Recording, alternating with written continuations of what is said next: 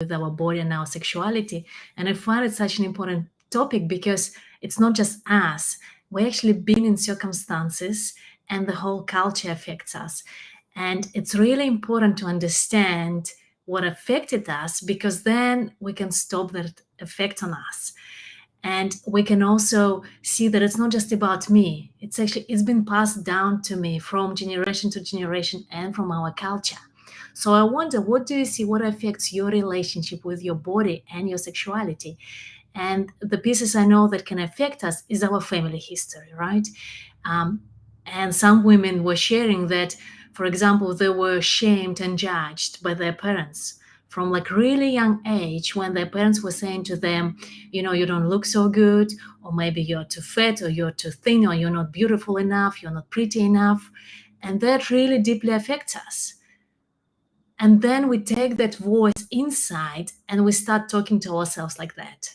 Yeah, we start to judge our body as if I need to look somehow different to be loved, to be accepted, to be enough.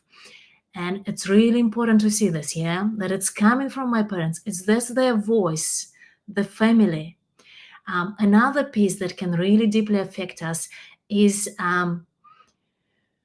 inappropriate, unhealthy anger and unhealthy sexuality, which can show up as sexual abuse, emotional abuse, people being inappropriate around us with their sexuality. And that really deeply affects us. And again, the tendency is to take it inside and start feeling the guilt, the shame inside, when actually it belongs outside. It's not that I was bad. It's not that I was guilty somehow, but it's actually what happened to me was so inappropriate, was so bad. And my anger, we need to take our anger from ourselves to actually outside. Yeah, the anger belongs to this other person who abused us, who was inappropriate with us. It doesn't belong to me. I don't need to destroy myself and my body because of what was done to me. That anger belongs outside. And it's so important to see this outside influence so we can place our anger, our frustration, our hurt, right, on outside rather than start destroying ourselves from inside.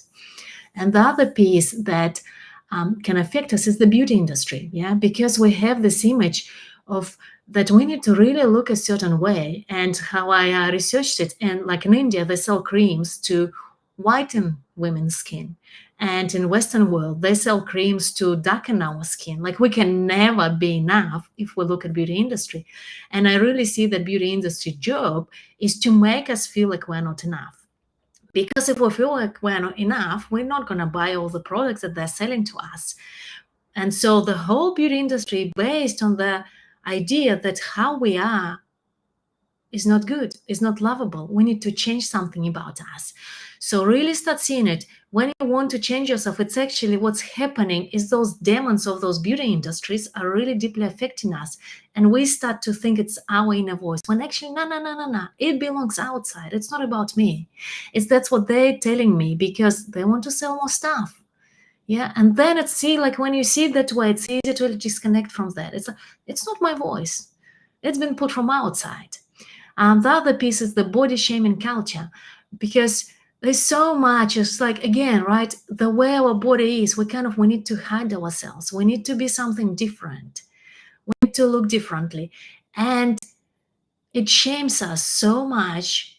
Yeah, how we are, and especially, the aging pieces, like now we're not supposed to age. Somehow aging is shameful. I mean, seriously, aging is shameful in our culture. If you think about it, right? We talk about youthful skin and how important it is to be youthful, and somehow the idea of aging is shameful. I mean, seriously, it's a natural process.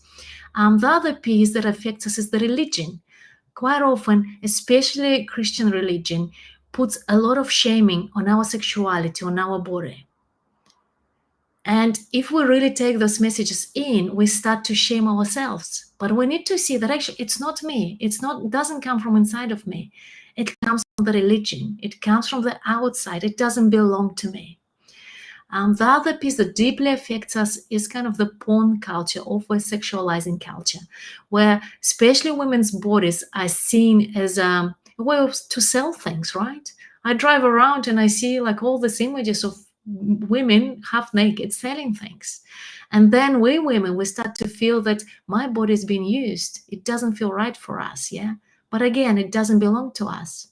And then when I see young girls, right, they all dress up in a way that just to attract that sexual attention, because that's what they get from the images, from the messages our culture puts out, that to be sexy is like the most thing that you need to do. Then the other piece that deeply affects us is overachieving culture.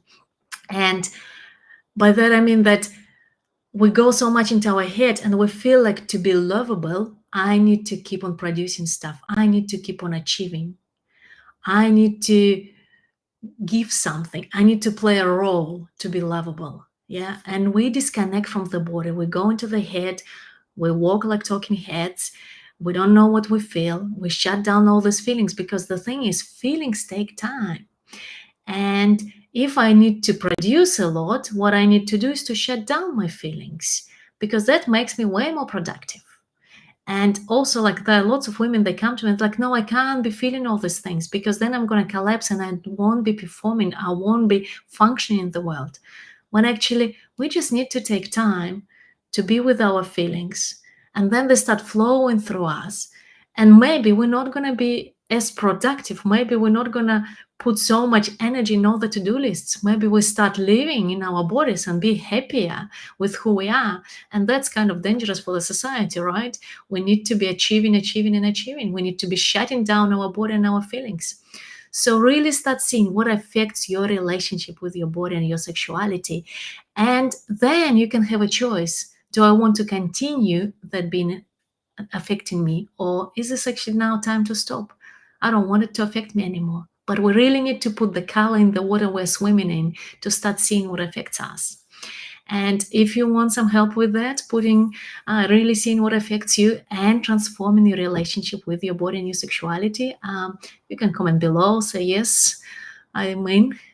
And do please comment with what do you see is affecting your relationship with your body and sexuality, so we can start opening that conversation, that we start seeing it's not just me, it's our culture, it's where we're coming from, it's the environment that affects us a lot. So big hug. I'm Tarisha, and I'll see you soon again. Bye.